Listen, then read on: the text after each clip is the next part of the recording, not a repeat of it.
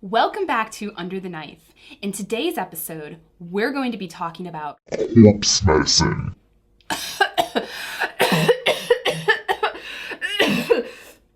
oh, excuse me. We'll be talking about corpse medicine.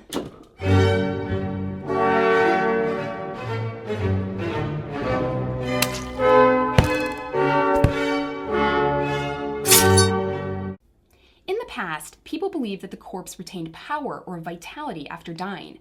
The dead took on a life of their own, and when consumed, could cure the sick.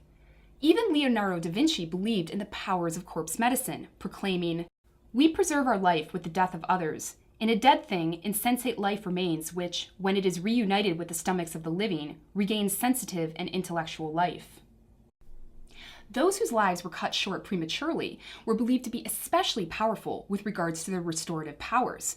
For instance, the hand of an executed criminal could cure a range of ailments, including ulcers, cysts, goiters, and even scrofula. As soon as the person had been pronounced dead, a crowd of people would surge forward to touch the cooling hand of the corpse dangling from the noose. Incidentally, some people also believed that the same hand, dried and pickled, holding a candle made from the malefactor's own fat, would render the person who carried it invisible. This was referred to as the hand of glory, and some people believed it even had the power to unlock doors. Similar beliefs regarding the healing powers of the executed also surrounded those unfortunate souls who lost their heads on the scaffold. Many people gathered close to watch the hot liquid as it spurted from the severed arteries of the neck. The blood was then drunk by epileptics hoping desperately to cure their debilitating and misunderstood disease. In Denmark, the young Hans Christian Andersen witnessed parents forcing their sick child to drink blood at the scaffold. So popular was this treatment that hangmen routinely had their assistants catch blood in cups to be sold later to the sick. The 16th century physician Paracelsus advocated drinking blood, and one of his followers even suggested taking it from the living. For those who prefer their blood cooked, you can find a recipe for marmalade from 1679.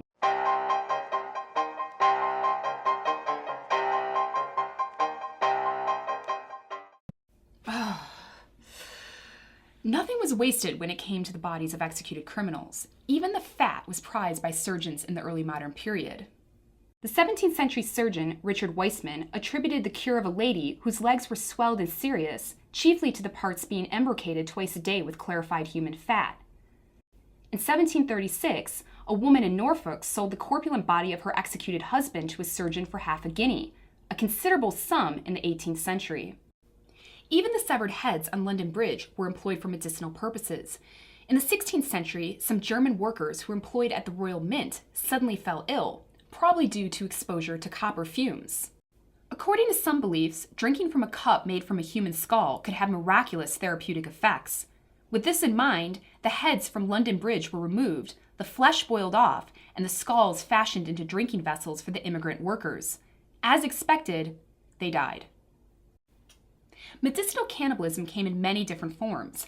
One of the most common human substances in the early modern period used by apothecaries was ground mummy, sometimes referred to as mummia, or the menstruation of the dead. One medical text from the 17th century describes mummia as, quote, a medicinal preparation of the remains of an embalmed, dried, or otherwise prepared body that had ideally met with sudden, preferably violent death.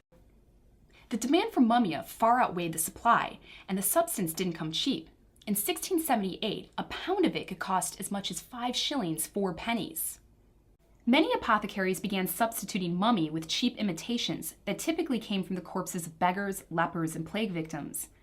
Mummia was sold medicinally as late as 1908 in the Merck catalog. Medicinal cannibalism may seem far removed from our own culture. However, the utilization of body parts for medicinal purposes still persists today, albeit in different forms. Although blood transfusions or organ transplantation may seem dramatically different from drinking the blood or eating the flesh of a human being, these medical practices do share a common belief in the body as an instrument of healing. Although we no longer consume the body, we are, in essence, taking into ourselves parts of another person during these types of medical procedures. The history of medicinal cannibalism is a rich one, and we can't possibly cover everything in today's episode, so we'll be returning to this in the future. In the meantime, check out Richard Sugg's excellent book, Mummies, Cannibals, and Vampires. Oh, buckets! Look what Bucket gave me! I know what to do with this.